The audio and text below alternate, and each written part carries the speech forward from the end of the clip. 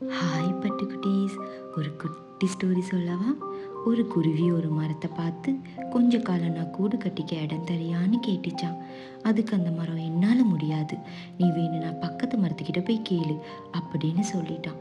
சோகமான அந்த குருவி பறந்து போய் பக்கத்து மரத்துக்கிட்ட கேட்டுதான். அதுக்கு அந்த மரம் சரி கட்டிக்கோன்னு சொல்லிச்சான். குருவியும் சந்தோஷமா கூடு கட்டிக்கிச்சான். அப்போ ஒரு நாள் பெரும் மழையோடு ஒரு புயல் காத்து வீசிச்சான்.